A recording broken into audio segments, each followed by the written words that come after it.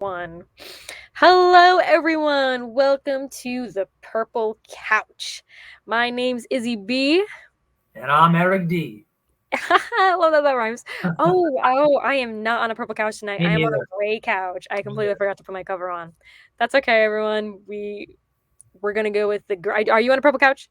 No. Oh no. Oh, you're on a gray couch too. Today we're on the My gray plaid couch, couch. actually. It's plaid alone. I don't get the It's difference. plaid. It's gray. Mine's Sherpa. Everyone. I love Sherpa. But thanks for joining us tonight on the gray plaid couch. Yeah. So we're changing it up, and that's something that we're gonna talk about today. Oh, that was Changing it up. perfect. That is a perfect segue into this. Yes, so Look at we're that. changing it up, and we're gonna talk about adapting to change. But first and foremost, we do have a little bit of announcement. So if you're watching this, I'm sorry. If you need tissues, grab tissues. But I really do hope we don't need tissues. Unfortunately, Izzy B, the Youth Engagement Specialist of Herren Project, is resigning from Herren Project. I am, oh no, please don't. I am moving to another job, and we have absolutely amazing people kind of taking over and fulfilling that spot, in which you'll meet very, very soon.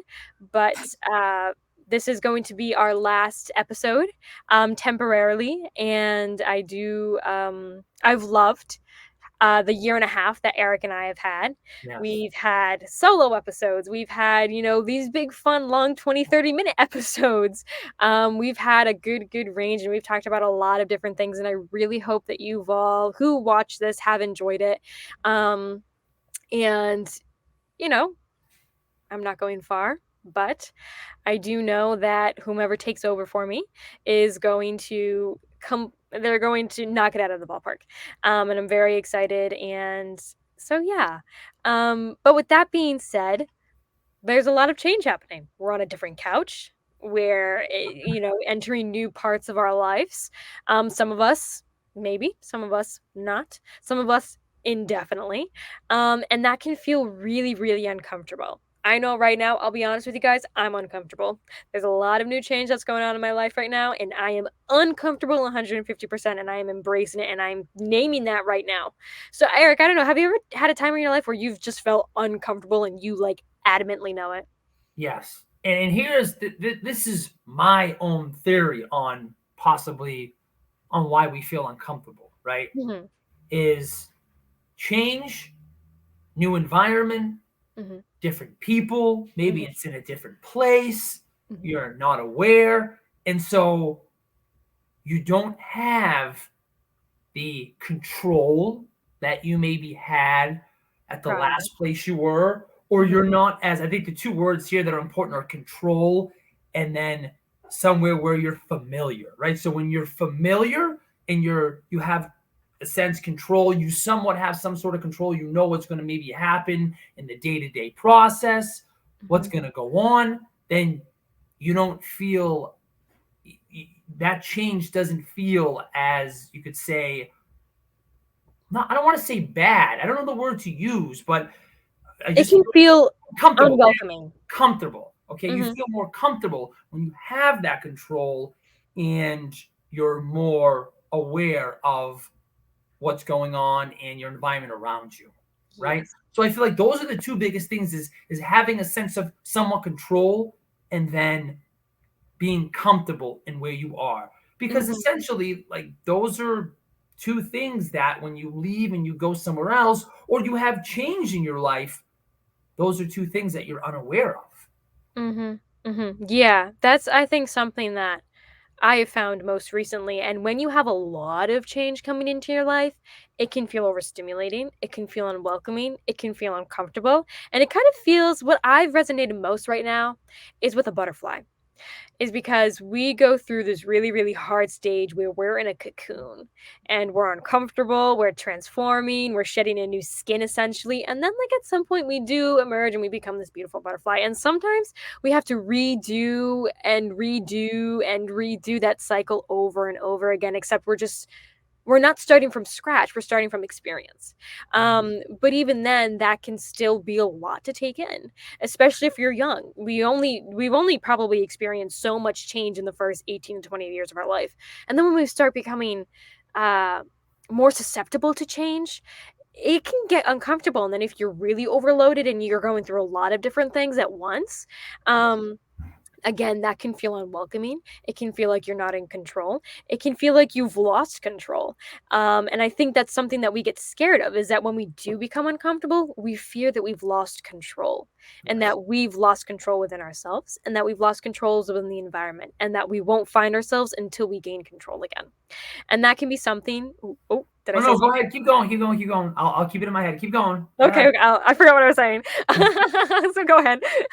I was like, oh, I Well, said something. I was just gonna say that and that's a big thing, right? So if you think about when change happens, what happens with, you could say, a decent amount, not everybody, but a decent amount of people will change. They Hmm. become stressed, right?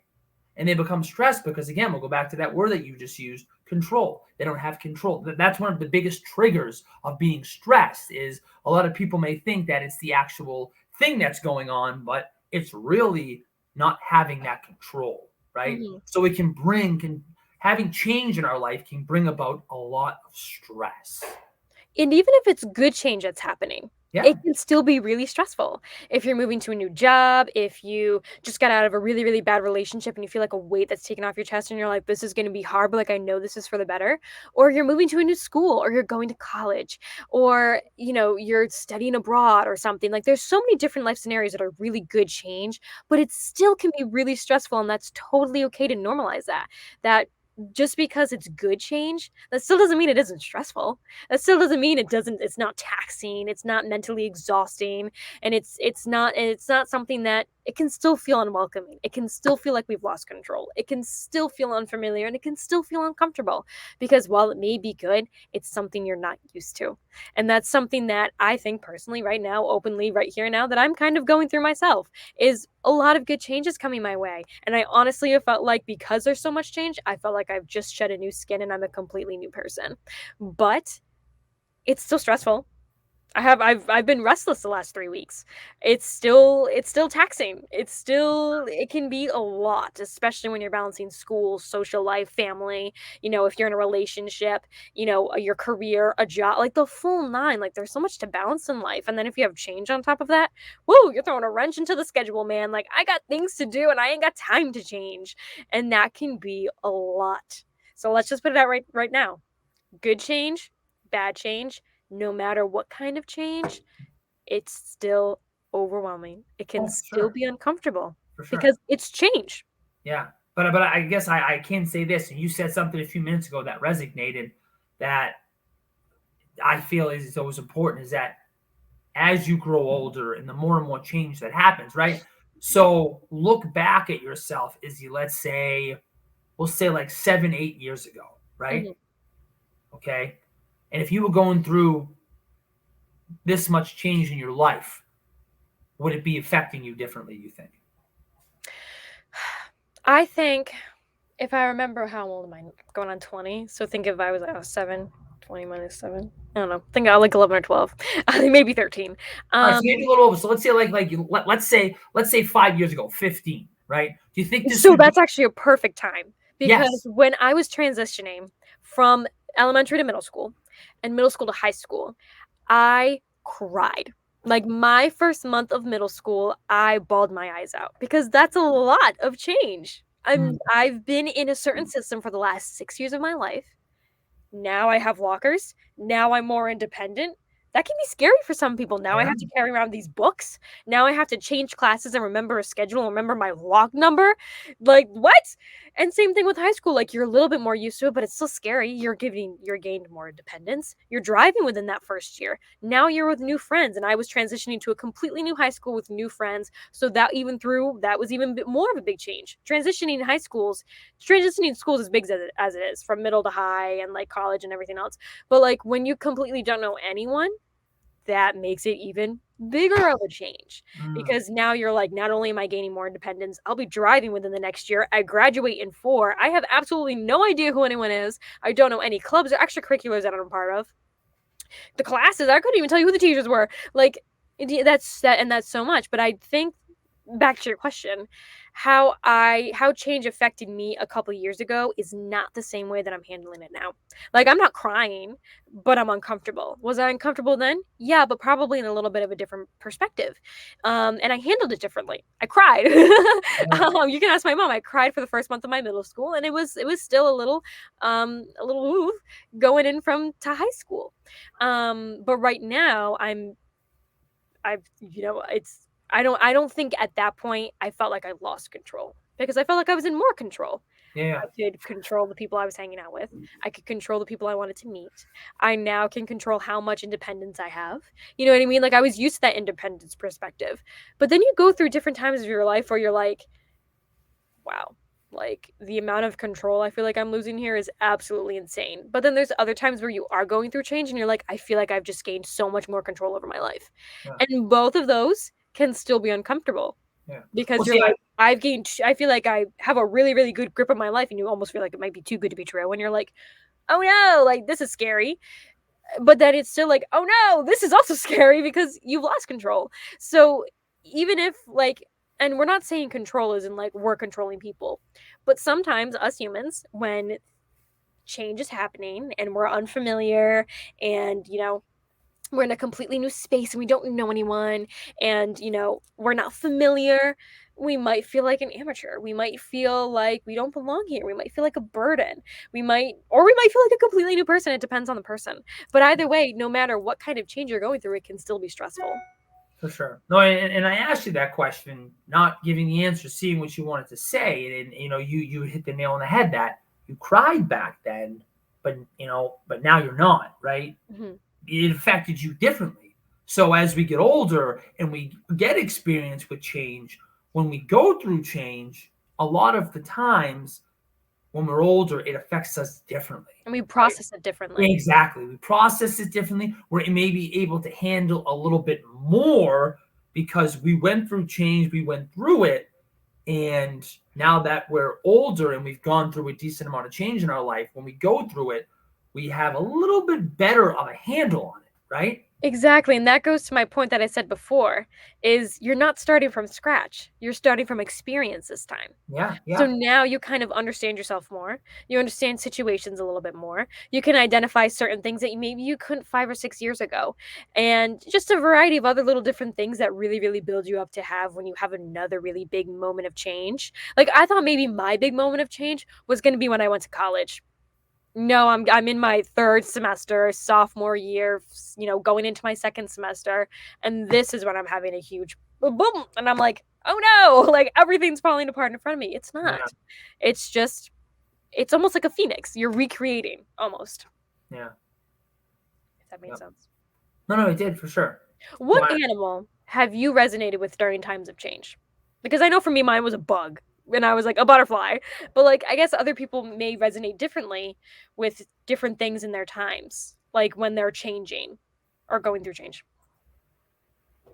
well, I don't know if I've thought or resonated with an animal before. Interesting. Because With, I know with sometimes when I've gone through really hard times, I've attached to certain things. Like, one of my first hardest breakups, I, for some reason, attached to the color pink.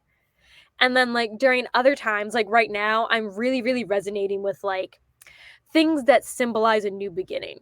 So, yeah, like a dragonfly for transformation and hope and change, and a butterfly for like change and hopes and new beginnings, and a lotus flower for also new beginnings. And it's just weird during those times, like maybe certain things that we attach to. So, maybe more, let me alter the question. Have you ever attached to something during a really hard time or like when you're changing or transforming through life? I don't think I've attached to something, but I will say this is that if change is happening or I have to make a important decision that will involve a lot of change or change in my life that happens and I have no control over, I always like to take a step back and I always like to grab a pen and write down pros, cons. Right? That's my big thing. Mhm. Is when I'm going through change like that, I write stuff down to just kind of see how I see it in my life, Mhm. right? And I'll kind of, if I have to make a big decision, if the pros outweigh the cons, or I like the pros more than the cons, I'm going right with it, or I'm not going to go with it. So that's Mm. kind of been my, because I've never really, like, to just be honest, I've never really attached to anything. But when Again, change, everyone processes it differently. yeah, exactly. So, but when I've gone through or seen that change is going to happen, that's kind of what I do. And I always like to, if the change that I have no control over, and it's going to happen in my life, regardless of what I do or what I think, what I say, then I Mhm. always like to take the positives out of it, right? Because Mhm. if you take the negatives out of it, then it's just going to affect you negatively. You're going to look at it negatively, and it's going to be negative. So I always It's all gonna be negative. exactly. So I just try to look at the positives, not neglecting the negatives, but looking at more of the positives than the Mhm. negatives of that change. Yeah, because sometimes, like, that's what we just need to do. Because sometimes during those times, we go into survival mode because we're like, this is a lot to take in right now. How do I process it? X, Y, and Z. I just know there's only been two distinct times in my life, and one of them's right now. The first one, like I said, is when I attached to the color pink for some reason. Like, I just got my car, like, I was going through a breakup, and for some reason, I attached to the color pink and, like, made everything in my car pink. I couldn't tell you why. I don't know why. Like, I got a pink fuzzy steering wheel cover, I got pink and black mats, pink and black seat covers, I got pink dice, I got a pink trash can, like a pink snow brush. Like, I don't, and my car was green on the outside, so it didn't really look good, but it made me happy at the time. It was like something that, like, I just attached to and like that I vividly remember, and I love that car. Even though I gave it to my brother and I got a new car, I love that car because it was just something that I had attached to, and that was like the only thing in my life at that time where I could control it. Like I could control what my car looks like, even if it was green and sun spotted from Florida. Like that was just something that I distinctively remember and still resonate with because I don't know, maybe it was because it's a brighter color and I just needed happiness in my time at that life. So I attached to the color pink. But even now, like, I'm just attaching to certain things. Like, I just went on this, like, little site that has, like, really, really cute, like, stuff that I buy from, and one of the things I got was a car freshener, and it has a butterfly on it, and it says, "We are made to change." And it's pink, and it has a butterfly on it, and it has a really, really good saying that I'm just resonating a lot with right now. I don't know why. For some reason, I'm attaching to a butterfly and a lotus flower and a dragonfly. I couldn't tell you, but I am. It's weird, I guess, maybe how we process certain things more than others. Like for you, maybe that's what you do, but for me, for some reason, I just attach to maybe non tangible things or like things that I try and create in my life, recreate rather. So it is tangible. It's something that's like present maybe in my life. I'm not too sure if that I makes don't know. sense. Maybe the pink means something, right? You Hmm. just said the freshener you got today was pink, or that you recently got was pink, right? Yeah. So when big change happens, maybe you just resort. Something says up here, pink, pink, pink. Literally, like pink and like I don't know, like things that maybe are just like calming. Um, I also attach to certain songs too, like even if they're like sad, like Taylor Swift, for example. Like during certain times, like I attach to certain songs because they resonate with me the most. And I think maybe we all do that here and there, like where Yeah, we really, really resonate with a song I and could we're like, definitely say sometimes in certain situations, yeah, I'll turn a song on I'm and it like, yeah, this is resonates a with me. song that really if I like, if you never know how to put something into words, like, that's the song, like, I resort to. Like, and I know exactly what one I'm thinking in my head, and I'm like, "This song has healing powers." Like, I posted it on my story the other day. It's "Happiness" by Taylor Swift. It's a sad song, even though it's the name of it's "Happiness." I was literally like, "This song has healing powers." Like, it heals me every single time. Like, I could literally be, like, opening up new wounds, I put "Happiness" on, and for some reason, I just feel put back together. So thank you, Taylor Swift, if you're watching this. But that's, like, beyond the point. Well, yeah, and I mean, exactly. If you want to feel a certain way, right? And maybe you're just you're down in the dumps or something, or something's happened, and you want to feel a certain way, then yeah, I could definitely say that for me, music does that, right? I want to feel a certain way, but I can't get myself to feel that way. I put a song on that kind of has that beat, has that tone, that message to it that definitely helps me out. Music, Yeah, or without a something that doubt. you just resonate with that really speaks to you because sometimes, like, in those Exactly. times, we can't speak for ourselves. So we're like, "I couldn't tell you what's going on in my mind right now, but if I put the song on, you know exactly how I'm feeling." And people will be like, "Okay." And that works for some people, and sometimes it doesn't. Um But I think the important part of this conversation is the fact that there's no solution to adapting to change. And I think that that's maybe just having a conversation about it really, really gets us far because not everything has a solution to it. Not everything has a coping mechanism that you can attach to it. Yeah, you can do certain things during that time to really, really lessen the stress, but it's change. And, some you have to adapt and overcome, as my parents would say. And sometimes that's not easy. Sometimes it is. But it's still a lot no matter what. And I think just validating the fact that, yeah, change, no matter what kind it is a lot. And it can be hard to adjust to, it can be easy to adjust to, and it can sometimes be taxing, it can not be taxing.